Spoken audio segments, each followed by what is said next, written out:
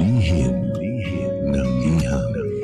Hay nako, Kasalanan ko ba hindi niya kasalanan na kung umibig. wala kang pera? Grabe naman. Mali. Mali.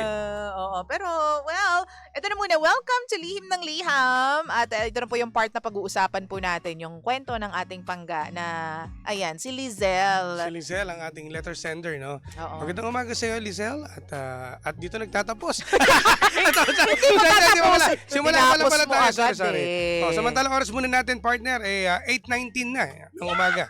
8:19 ng umaga. Partner, ang hirap din, no? Yung taong minahal mo ng matagal, pero hindi mo na nakikita yung sarili mo with him in the future kasi magkaiba na kayo ng estado ng buhay. Kumbaga, nakasanayan mo na yung, hindi naman siguro, kalabisan siguro pag sinabing marangya, pero yung tipong komportableng buhay. Ako naniniwala ko, bawat isa sa ating mga Pinoy, mga tao, no, tayong mga otaw, ay may mga pangarap din sa buhay. Totoo Ang makaahon. Mm-mm. Kasi minsan naiambing natin to sa naranasan ng ating mga magulang, no, na yung hirap na naging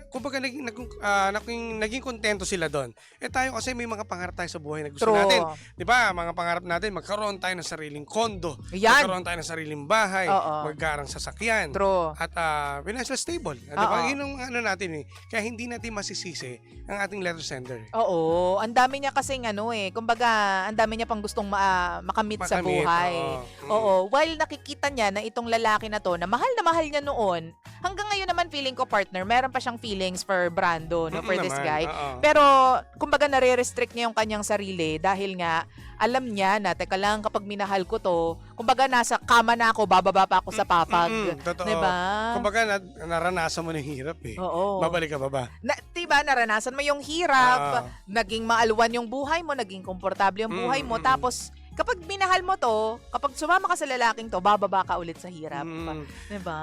Ako naguguluhan ako, no? Kasi partner, may mga ibang mga pangga natin, no? Na nabubuhay lang sa sarap. Ibig ko sabihin, di ba? Kumbaga, kontento lang sa buhay na kung anong meron sila. Ang lakas pang gumawa ng bata. Oo. Di ba? Gagawa ng team. Tinanong ko minsan, anong pangarap nyo? Ang gumawa ng bata. Ganun ba yun? Yun naman pala yung pangarap. Magpakarami ng Oo. lahi. Pero hindi eh. Kasi di ba sa hirap ng buhay natin ngayon, lalo na ngayon, di ba, sunod-sunod na ang pagtaas ng mga presyo ng bilihin. Oo. Presyo ng petrol, lahat po eh, no? Lahat tayo gusto natin, gusto natin umangat eh, makasurvive. Hindi naman totally makasurvive lang. Tama naman yung ating letter sender. Gusto natin yung talagang more than. Oo, yung komportableng buhay. Yung wala ka nang iisipin na bills. Kasi when you say, naka-ready na. partner, just to cut you a bit, kapag sinabi mong survive lang, ito yung tipong meron ka lang pamasahe.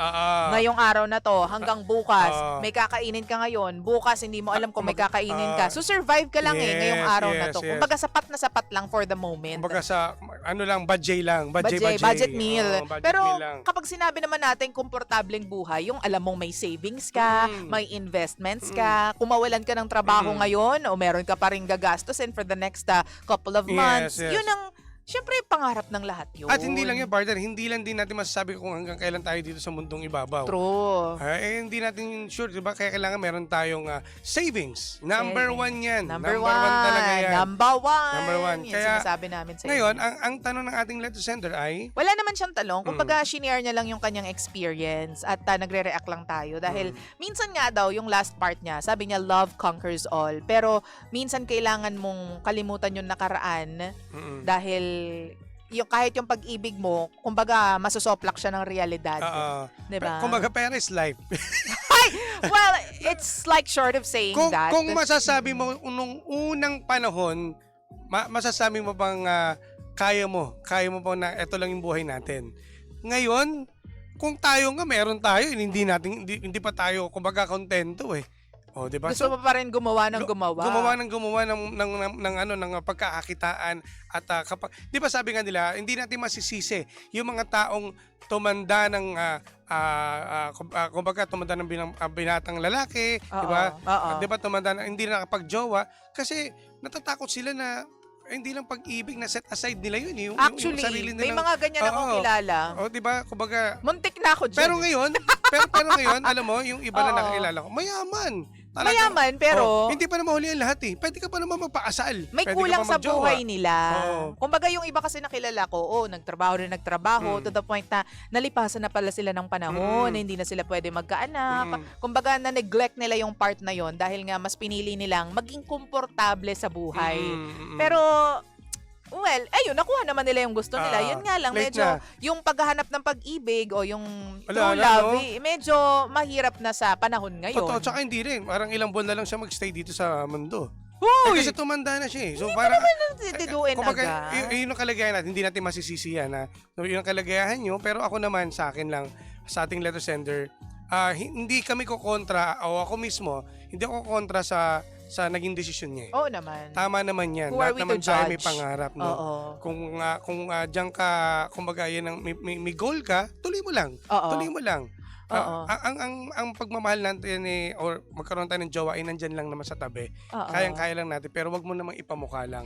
Pero, Kasi ipamukha, ayun na ba yung ano, ito ba yung gustuhin ko? Ito ba, parang masasaktan lang yung lalaki. oo, sa tingin ko. Pero Ipamumukha at mo, least, hindi eh. naging totoo yung lalaki. At saka at least, hindi siya kumbaga, nag-grandstand na, ito ako, ganto tama, ako. tama. Minsan kasi may mga lalaking defensive, oy, ganto lang kinikita ko, pero masaya naman ako sa buhay ko, pero ganto ako, ganyan-ganyan. Pag-aaway lang kayo. Dinedepensahan nila yung kung anong meron sila. Pero ang kagandahan nga dyan is alam ni Lizelle yung boundaries niya Tama. at alam niya kung saan siya lulugar. Alam mo, ang pinakamaganda siguro is malaman mo bilang babae kung ano yung gusto mo sa buhay.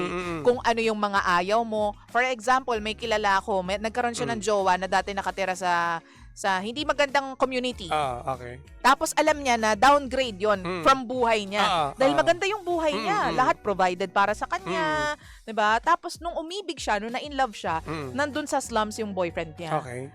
Buti na lang, nag-break sila. Kasi hindi niya daw kaya talaga na sumama doon. Yung first time na natulog siya doon sa bahay.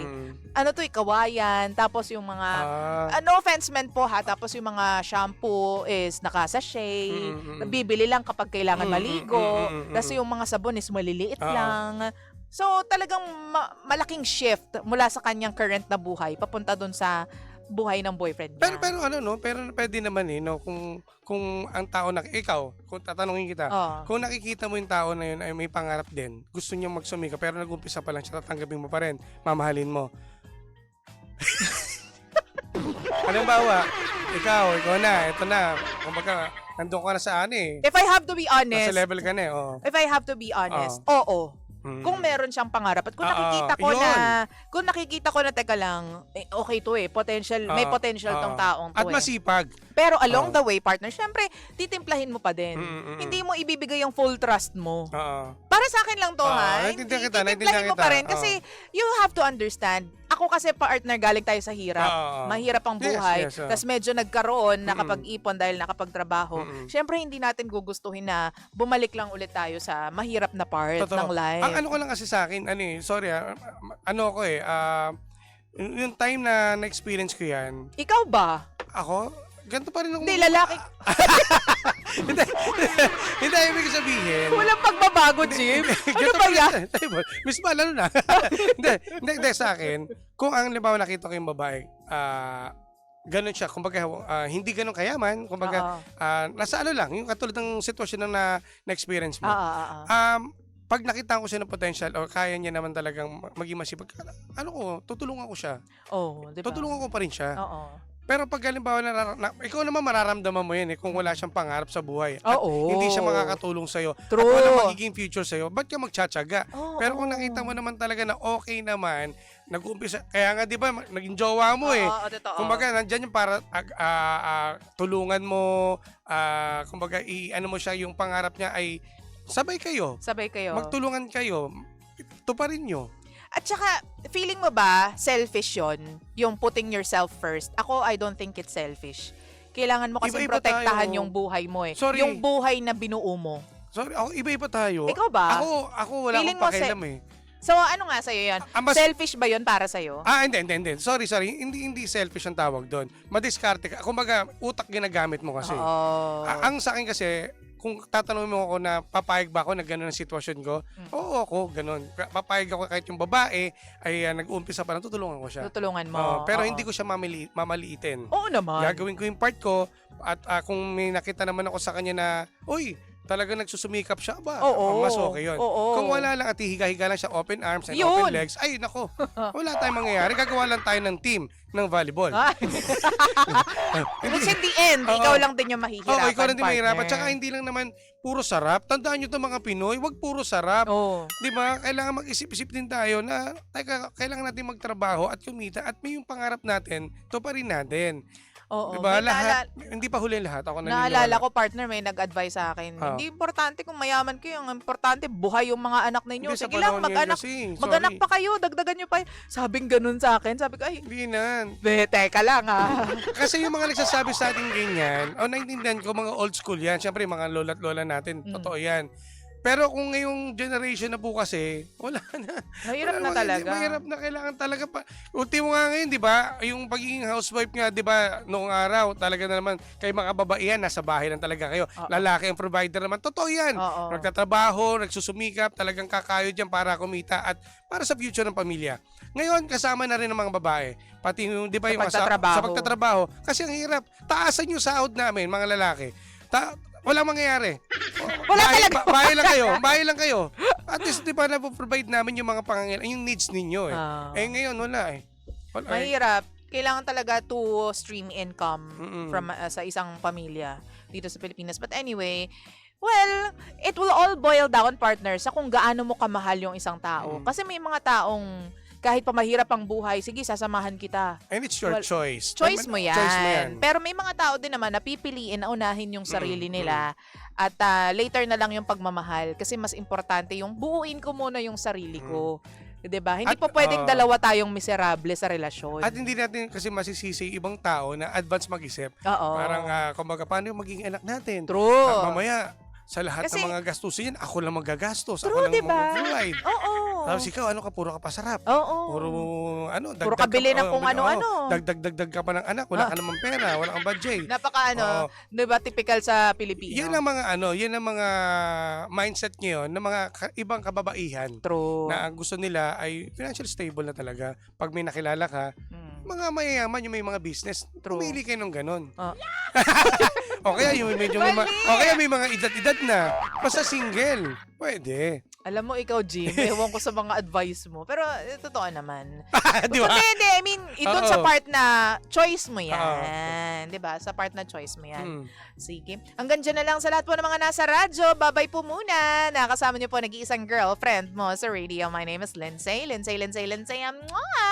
At syempre, ako yung Jim Bulabog na Jim Bulusis DJ na nagsasabing, I love you. Hindi. Lahat ng bagay nabibili na ng pera ngayon, tandaan nyo. Grabe ka Ultimong naman. mga kaibigan, nabibili na rin. Oy, grabe ka naman. Totoo.